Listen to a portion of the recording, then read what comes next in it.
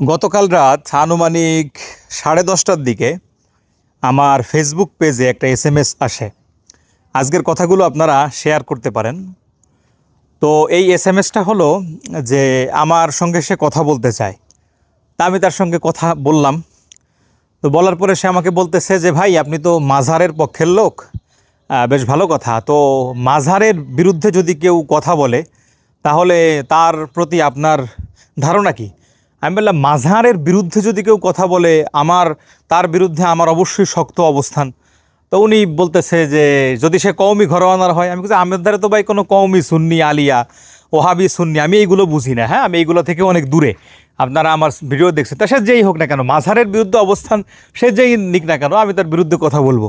তখন সে বলতেছে যে মামুনুল হক, আল্লামা মামুনুল হক সাহেবের, ওনার নাম বলতেছে যে উনি কিন্তু মাজারের বিরুদ্ধে বক্তব্য দিয়েছে। তখন আমি বললাম যে যদি আপনি মামুনুল হক সাহেব মাজারের বিরুদ্ধে বক্তব্য দিয়েছে এর একটা প্রমাণ দেখাইতে পারেন, আমি আমার আগামীকালকের ভিডিও হবে মামুনুল হকের বিরুদ্ধে, মামুনুল হক সাহেবের বিরুদ্ধে আমি ভিডিও বানাবো, আপনি আমার কিন্তু প্রমাণ দেখান।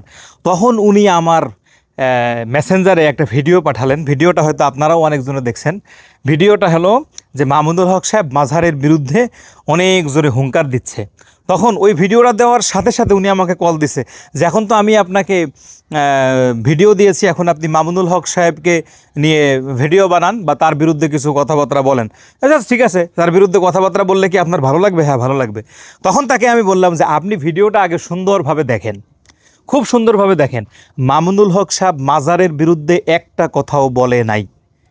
হ্যাঁ, তিনি কি বলছেন? তিনি বলছেন হলো এভাবে যে কোরআন হাদিসের বাহিরে যদি কোনো মাজার থাকে সেই মাজারগুলোকে ভেঙে দাও, গুড়িয়ে দাও। কোরআন হাদিসের বাইরে, আরে ভাই কোরআন হাদিসের বাইরে আমার আব্বা গেলে আব্বারে তাই মানি না, আর কোন জায়গার থেকে মাজার? এটা কোনো কথা হইল? মামুনুল হক সাহেব যদি সরাসরি মাজারের বিরুদ্ধে কথা বলে, সরাসরি মাজার, বাংলাদেশের সব মাজার ভেঙে ফেলতে হবে, মামুনুল হক সাহেব সে যে হোক না কেন তার বিরুদ্ধে কথা বলা এটা আমার অধিকার। আমি বাংলাদেশের নাগরিক, সেও বাংলাদেশের নাগরিক। কিন্তু সে তো ভাই মাজারের বিরুদ্ধে কথা বলে নাই।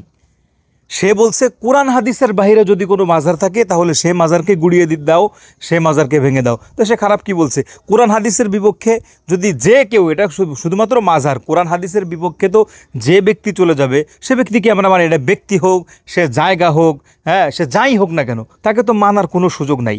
কারণ এরকম একটা হাদিস আছে যে যতক্ষণ পর্যন্ত তোমরা তোমাদের জীবনের থেকেও তোমাদের পেয়ারে হাবিব সাল্লাল্লাহু আলাইহি ওয়াসাল্লামকে তোমরা ভালো না বাসতে পারবে, ততক্ষণ পর্যন্ত তোমাদের কপালে জান্নাত নাই, তোমরা মুসলমানই হইতে পারবা না, তোমরা জান্নাতেও যাইতে পারবা না। তো এখানে বিষয়টা হলো যে এক কথায় আমার কথা হলো কে কওমি, কে আলিয়া, কে সুন্নি, এটা দেখার টাইমও আমার নাই, এগুলো আমি দেখিও না। আমার কথা হলো কোরআন হাদিস অনুযায়ী চলতে হবে। হ্যাঁ, কোরআন হাদিস অনুযায়ী চলতে গেলে যারা টিকবে তারা টিকবে, আর যারা কোরআন হাদিস অনুযায়ী চলতে গেলে যদি কেউ মনে করেন বিপক্ষে চলে যায়, পৃথিবীর সব বিপক্ষে হয়ে যায় গিয়া, তা আমার কি? এতে আমার কি ছেড়ে দেবে? এতে আমার চুলও ছেড়ে দেবে না, এতে আমার কিছুই হবে না। হ্যাঁ, তো শুধু মাজারের বিপক্ষে মামুনুল হক সাহেব কোনো কথা বলেন নাই। আর মাজার সম্পর্কে আমার ব্যক্তিগত ধারণা, আমার মতামত আমি বলে দেই। মাজার এটা হতে পারে কোনো একজন আল্লাহর অলির বা আল্লাহর বন্ধুর কবর, সেটাকে মাজার বলে। মাজারে আমাদের কাজ হলো, আমার ব্যক্তিগত আকীদা আমি শেয়ার করতেছি, মাজারে যদি কোনো আল্লাহওয়ালা মুসলমান হয়, আমরা তার কবরের কাছে যাইতে পারি, আমরা সর্বোচ্চ তার কবরের কাছে গিয়ে কবর জিয়ারত করতে পারি, দোয়া করতে পারি। কিন্তু মাজারওয়ালা ব্যক্তি, মৃত ব্যক্তি, সে কোনোদিন আমারে কোনো কিছু দিতে পারে না। আপনাদের সময় নষ্ট হচ্ছে, আমি একটা কথা বলে দিই, আপনি মিলাবেন। এই বাংলাদেশে মনে করেন যারা পীর সাহেব বর্তমানে আছে বাইসে, এটা ওহাবি হোক, সুন্নি হোক, কওমি হোক, আলিয়া হোক, মনে করেন নাম নিয়েই বলি, চরমোনার পীর সাহেব, জোনপুরের পীর সাহেব, ফুরফুরার পীর সাহেব, এরপরে সুন্নি পীর সাহেব, যে কোনো পীর সাহেবের কাছে গিয়ে যদি আমি এখন বলি আমার 5 লাখ টাকা লাগবে, 5 লাখ টাকা দেন, সে জীবনে কোনো দিন দেবে? কোনো দিন দেবে না। চরমোনার পীর সাহেব হুজুরও দেবে না। তাহলে এই যদি এই বেটা বাঁচি থাকতে আমার 5 লাখ টাকা দিল না, এই বেটা মরার পরে আমার টাকা দেবে কেমনে? হ্যাঁ, এজন্য মাজারওয়ালা বা মাজারে যে শুয়ে আছে সে কিছু দিতে পারে না। তবে হ্যাঁ, মাজারে আল্লাহর জন্য দোয়া করা যায়, হ্যাঁ, আল্লাহর ওলির জন্য দোয়া করা যায়, এতটুকু আমার ব্যক্তিগত আকীদা। আশা করি ভিডিওটা ভালো লাগছে। থ্যাংক ইউ, ধন্যবাদ, আসসালামু আলাইকুম।